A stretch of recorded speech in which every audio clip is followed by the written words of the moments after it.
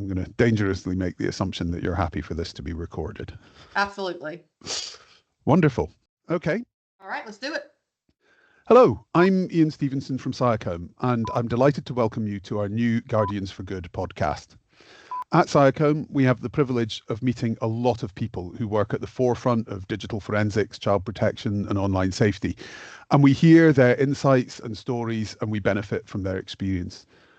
We wanted to find a way of sharing that insight and experience with as many people as possible in the community, and that's where this podcast comes in.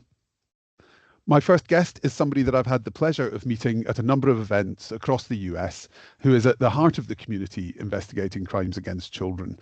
In 30 years at the Georgia Bureau of Investigation as special agent in charge of child exploitation and computer crime, she's built a wealth of practical experience, and she's a passionate and effective advocate for our mission through work for Raven and for others. Welcome, Debbie Garner. Thank you. I appreciate it. Thank you for having me, Ian. Perhaps you could start us off by telling us a bit about how you started working in the child exploitation space. Sure. As you mentioned, I worked for 30 years with the Georgia Bureau of Investigation, and I had a variety of assignments during that time. I worked undercover narcotics. I helped manage the terrorism function of our fusion center. I worked healthcare fraud for many years and helped supervise a major field office that investigated, all types of crimes: rape, robbery, homicide, political corruption, officer-involved use of force. But the last 8 years of my career was spent as the special agent in charge, as you mentioned, of the Child Exploitation and Computer Crimes Unit. And whoever holds that position at the GBI is also the commander of the ICAC task force in Georgia. So,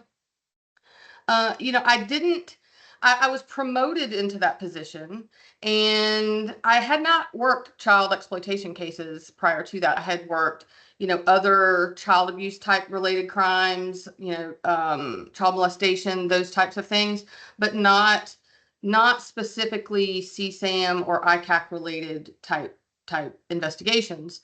So, I was promoted into that position, but it ended up being my favorite position, my favorite assignment of my career. And it was really for several reasons. The mission really drew me in, but also the people that I worked with, not only in my own office, but throughout the state of Georgia, the country, and even globally. This particular community is special, and I was drawn to this for that reason, and in retirement have chosen to stay in this community for those reasons. So what do you think it is that makes this community so special? There are so many reasons. I mean, it is the mission, and a lot of people. I hear a lot of people say to me and others in this line of work, "Oh, I can never do what you do."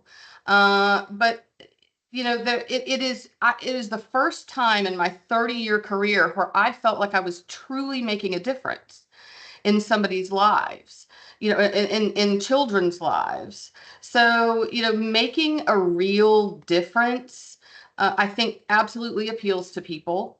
And then the community is very collaborative, and there isn't a lot of territorialism. I'm not going to say there's not some in law enforcement, but the community is incredibly collaborative around the globe. I met so many international colleagues through working, with the ICAC task forces here in the States.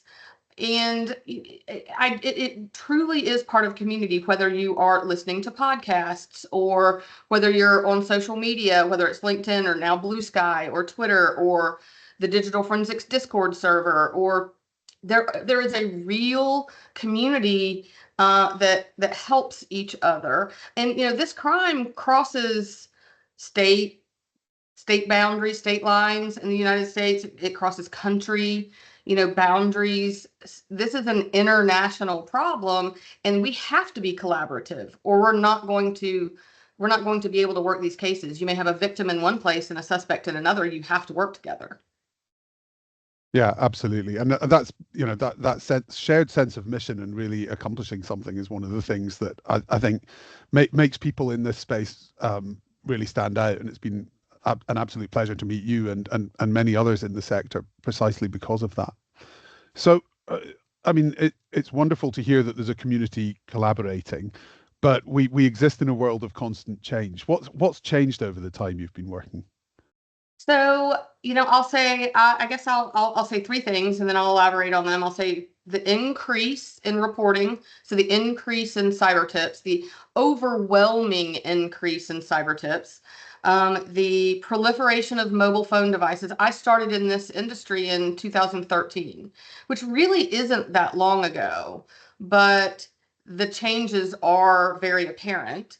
And then, actually, I'm going to say fourth, technology changes. So, technology for good. So companies like Cyacomb, or, there's other companies that are developing tools to help us with this mission. And then I'll say technology sort of maybe on the other side, like, artificial intelligence is great for a lot of things. It's also got a dark side.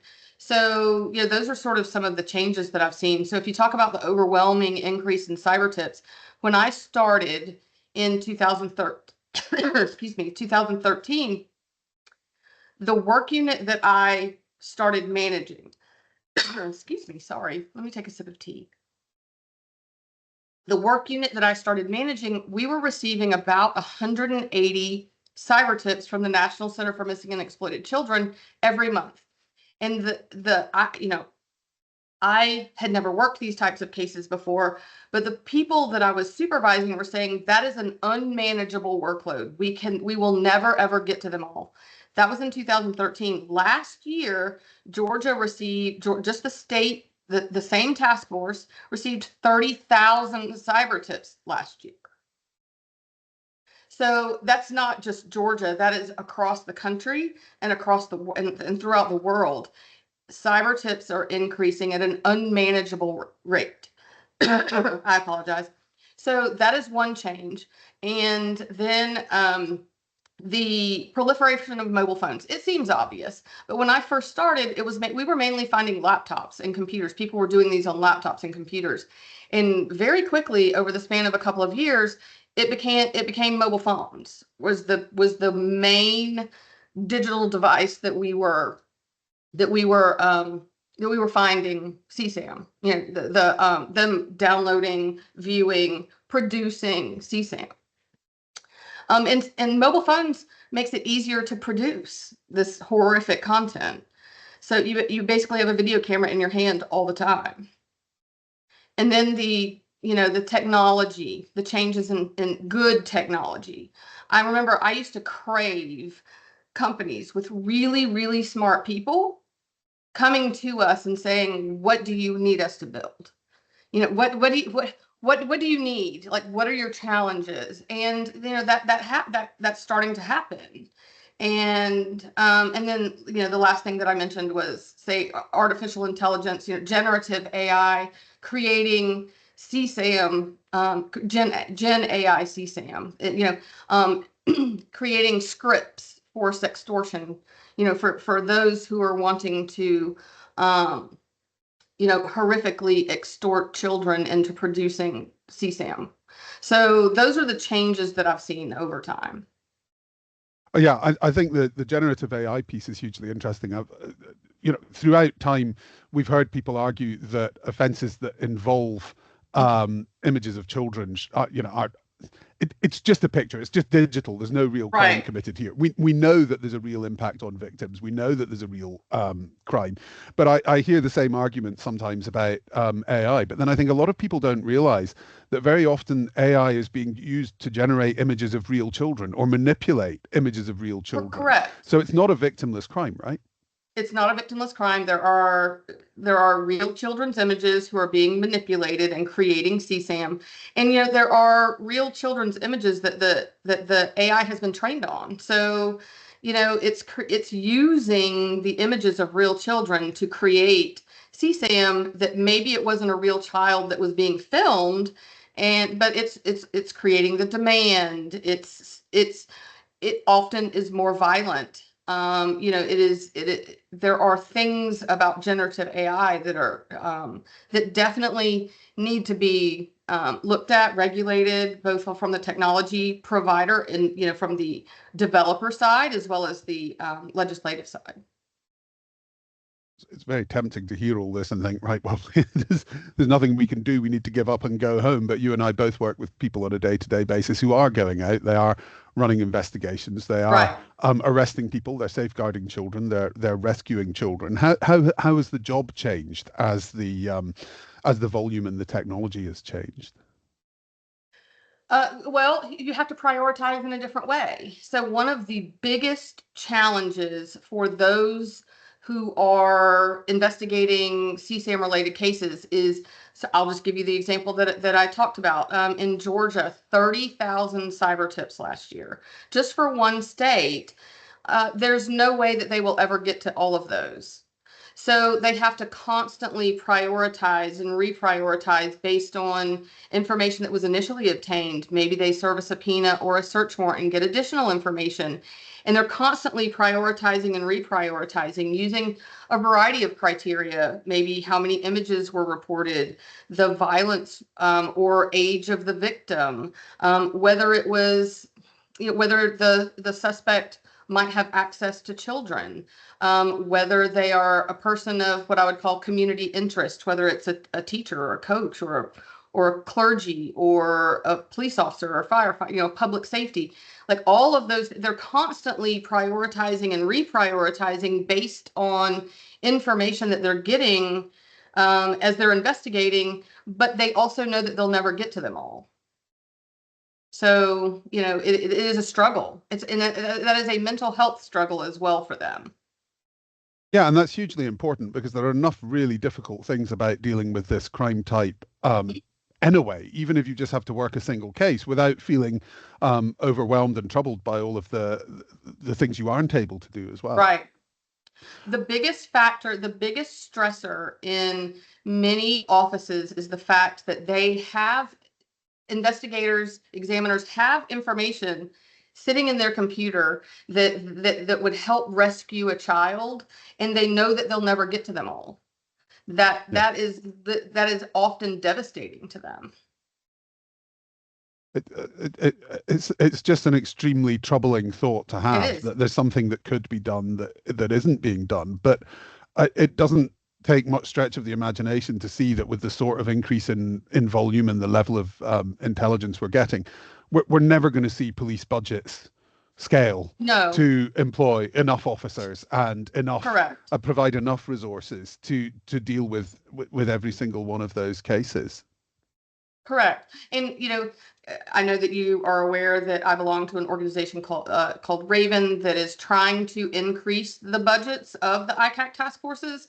And that is an appropriation by the United States Congress in order to make that happen. So we are a lobbying organization, and it's very difficult to increase the budgets, but even locally, on the state and local level, increasing budgets legitimately, lawmakers and police executives have to prioritize their own budgets themselves. This is a horrific crime that all of us working in this space believe needs to be prioritized, but there are other legitimate priorities also. And being a police executive trying to budget, use their limited budget effectively is very difficult. I don't envy them often. But we will Yeah. never have the money nor the resources to work all of them. So how are police forces managing to get smarter? It's a continuous process of prioritization, but do they have the tools and the resources they need to do that prioritization? Is how to do that well understood? So, there are a lot of new tools that are coming out. And one of the things is, strategies like triaging on scene, or there are easier ways to get information, from from internet platforms. They are starting to work with law enforcement more, and providing more information as they realize how that information is used and how effective it is. So, I talked about collaboration. A lot of the answer to that question is all of us in this space talking. And there's a lot of lanes, there's a lot of players in this space. So, in the technology vendors, the technology companies play a huge role in that. But so do the trust and safety, the internet safety platforms that have trust and safety teams, lawmakers and policymakers, law enforcement executives understanding the problem. That's another issue. A lot of a lot of police executives don't even understand the problem. So, they understand homicides and they understand property crimes and they understand, a lot of them haven't taken the time to understand technology crimes. That's getting better, but, a lot of it is talking about, the different lanes talking. You mentioned the technology companies there. I've certainly heard a lot of frustration from investigating officers about what they perceive as the difficulty they have in getting the information they need Sure. out of technology platforms. Reports that are made as cyber tips that contain very little data when they know much more exists. The difficulty and the time they have to go through to get more information from the platforms. Is that a frustration you share? It is. And, we have had a lot of dialogue with the companies. While I was still with the GBI and even in retirement, I've had the occasion and the opportunity to speak with various people at those internet platforms in various different ways at various different events. And, often I've been asked, what information do you need from us? What would make a difference? They don't even know. There are legal implications for them keeping certain data. There's legal, so it actually is, there does need to be a dialogue because our law enforcement's understanding of their issues means something too. Trying to put yourself in each other's seats always is a good thing. So, we do have frustrations obtaining information from internet platforms. That has gotten better. Some of the platforms have gotten much better about that over the years. Some still have a ways to go. But dialogue has absolutely helped. It's a bit like policing for the platforms, isn't it? In that they have finite resources and constraints around what they can and can't do in exactly the same way that investigating officers have.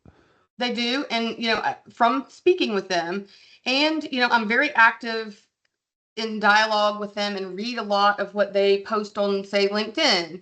And I've taken some trust and safety related free webinars, classes, attended some of those. And, some of the things that I've learned are obvious, but I never thought about it, such as, they're not just dealing with CSAM on their platform. That's our lane, but they are dealing with misinformation, disinformation, self-harm, eating disorders is a big one. Anything that is harmful to their users, specifically children, they are dealing with. And they're doing that in all the languages of the world. And it genuinely isn't easy for them. So now, are there some easy things that they could implement that would assist with keeping children safer on their platforms? There are, but I don't envy them having to police, for lack of a better, police all of those topics and all of those languages and having experts in each of those topics, not just CSAM, in order to try and keep their users safe. So, again, dialogue and having an understanding of each other's lanes, I think goes a long way. Yeah, absolutely. I've had the pleasure of working with quite a number of people in trust and safety as well, and many of them go into the profession for exactly the same reason that Right. that people like yourself come in and stay, which is that they are motivated by making people safer. But it is it is an enormous job for all of us, and Do. in the same way that we're never going to arrest our way out of this problem, we're Right. never going to content moderate our way out of this problem. But Correct. by bringing all of these different parts of the, and I'm going to say perhaps trust and safety professionals are really part of the same community in some respects. They don't want this crime to happen any more than we do, and by bringing those different parts of the community together and building a better understanding, hopefully we can amplify each other's efforts. I 100% agree. Um, you know, um, like I said, speaking with them, over time, I do believe that most of them are absolutely on the same side of us. But as you mentioned, they have limited resources.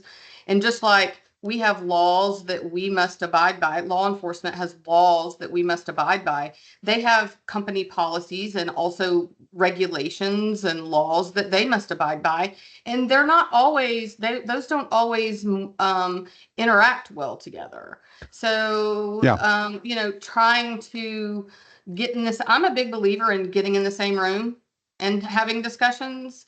So getting in the same room and having these vital discussions, trying to understand each other's challenges and then trying to come up with solutions together. That's one of the things that I love doing in retirement. It sounds like it must have its challenges, but I can see it has its rewards as well. Absolutely. The landscape, at least from a European point of view, and I think this is true on your side of the Atlantic as well, has for a long time been sort of dominated by data protection and privacy legislation. We're starting to Right. see more and more work in Australia, in the UK, in the EU on creating specific obligations for platforms to Right. take safety into consideration, to implement safety measures. And whilst there's still some potential conflict with data protection, at least the safety side of that is explicit. How much difference do you think that'll make? Well, I have asked the trust and safety professionals, would it make your job easier if you had to abide by specific regulations? And they said yes.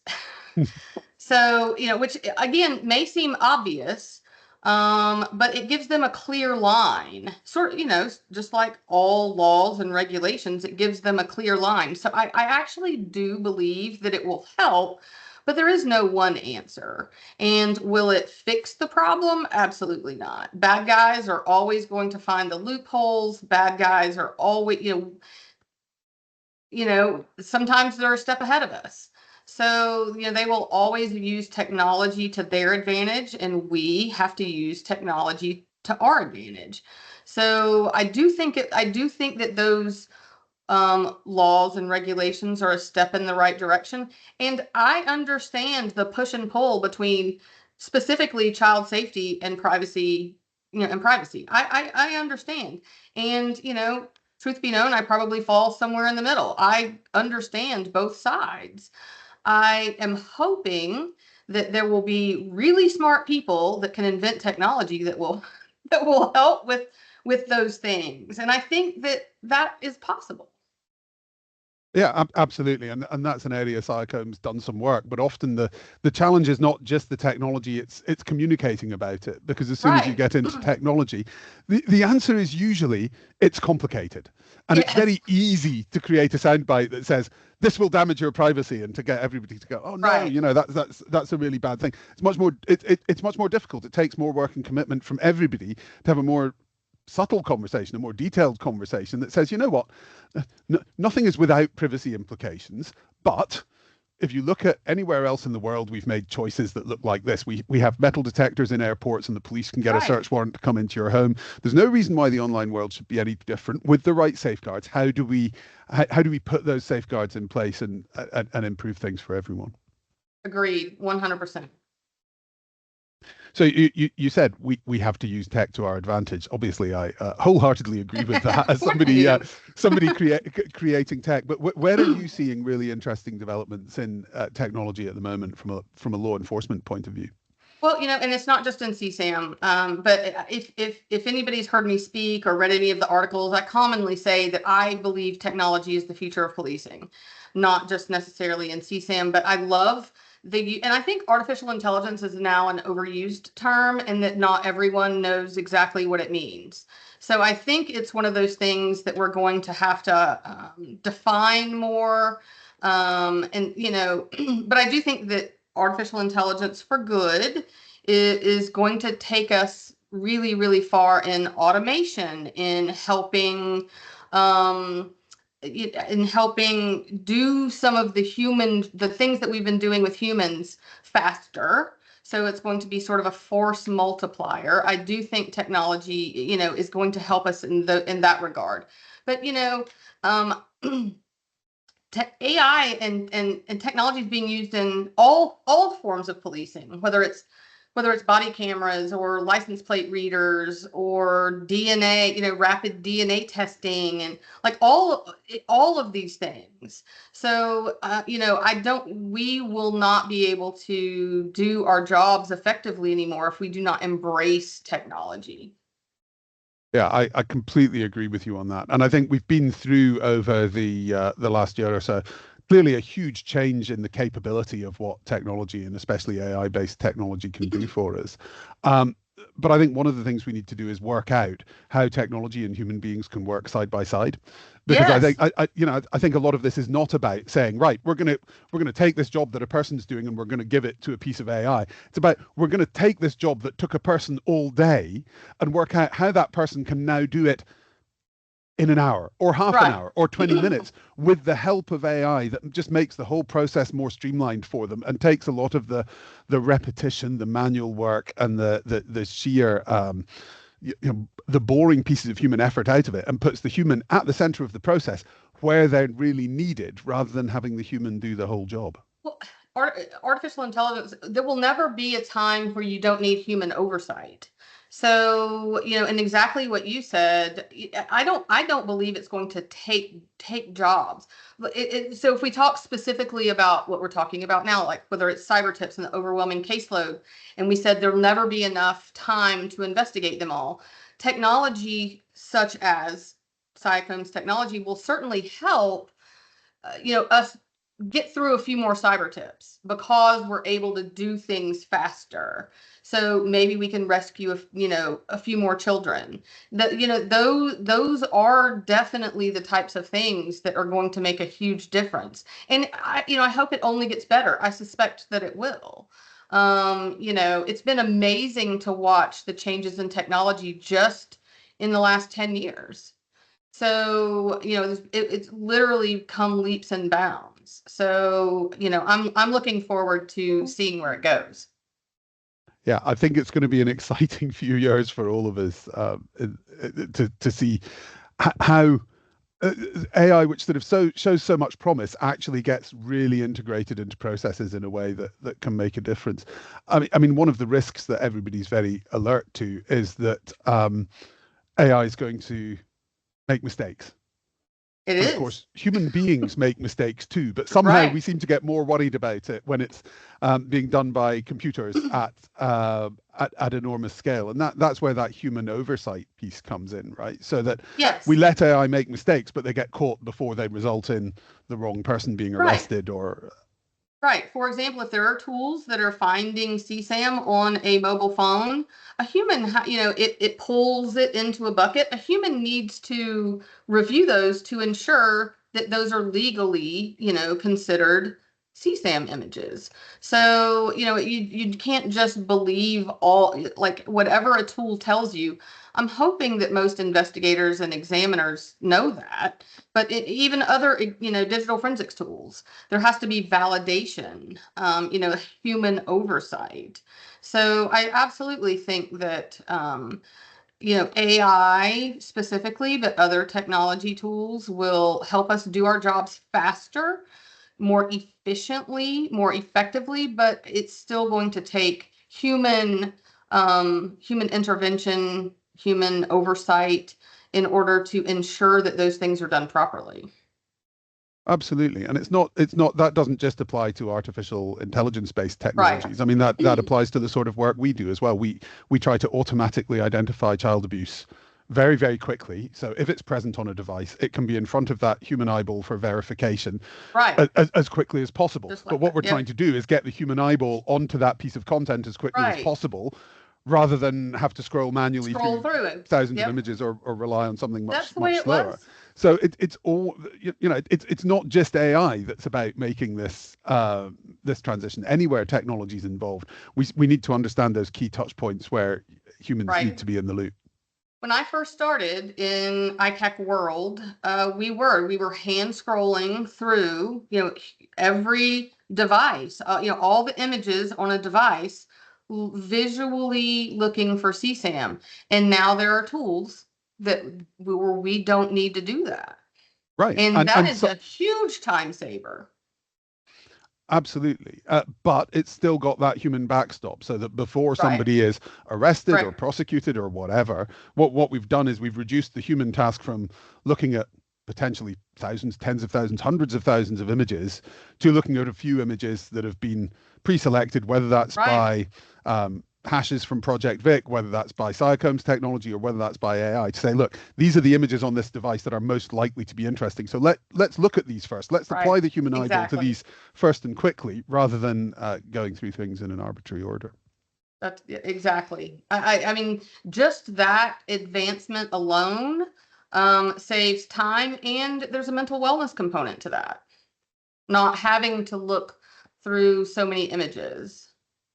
Yeah, absolutely, absolutely, and that's, we've talked about the stresses that officers face already with the volume and the worry that there's something in the backlog that's not being Mhm. dealt with. But what people are exposed to, what they have to see on a day-to-day basis, is also Right. hugely important. And if we It can is. minimize that by getting them to the things that are the most important really quickly, we shouldn't be trying to eliminate that human backstop. But if we can minimize what it takes to get there, That is the goal. that's brilliant. So you're not working on the front line of law enforcement anymore, but many people are. Are there things you've learned since leaving law enforcement that you'd like to share with that community? I think we've talked about a lot of them. Just the advancements in technology. So I left about 3.5 years ago. I left, active duty law enforcement about 3.5 years ago. But as we've talked about, I've stayed in sort of in the community, working with technology companies, training companies, and with Raven. And I have learned a lot about the different tools that are out there. I've learned a lot about as far as with Raven, we did not know how to lobby Congress. We were a bunch of mainly retired law enforcement officers who decided to do this and had to figure out how to lobby Congress for additional funding for the ICAC task forces, as well as legislative changes that would make these types of investigations more effective and efficient. So we have learned, that over the years, and even though I was involved with trust and safety entities prior to leaving law enforcement, I've maintained that contact and even increased that contact in some regards, and learned sort of some of the things that I've already talked about as far as the things that they have to deal with, not just related to CSAM. They are dealing with lots and lots of different things. So, I have continued to stay involved and understand that continual interaction with those on the front lines is important to even the work that I'm doing now. Wonderful. And we really appreciate all of that work you're doing, Debbie. You make a huge contribution to the mission and the community. And it's been great seeing Raven really in a very short space of time come into existence and start to have a real impact on policy and funding. It's an amazing achievement. Our goal was to be a resource for legislators here, lawmakers, and so that they could understand law enforcement's challenges. They have heard from, a lot, Nick Mick and Thorne, like a lot of different people in this space, the internet platforms. They had never really heard from the law enforcement perspective, though. So it has been, we didn't know what we were doing. We were fully honest about that. And, I'm not going to say that we weren't confident that we could do this and figure it out, but we've done a lot better than we thought we would in the span of 2 years. So, we're happy about that. I think you've achieved a lot, and it's another piece of the puzzle, isn't it? You've got the people who are working in trust and safety, you've got the people who are working in policing, Right. but without the right funding and without the right laws and regulation, then their jobs are just so much harder than they need to be. Well, Debbie, thank you very much for taking the time to talk to me today and to share some of your knowledge and experience and insights. I've really enjoyed our conversation. I hope our listeners will get something useful out of it too. And I hope to see you again soon. Well, thank you for having me, Ian. I appreciate it.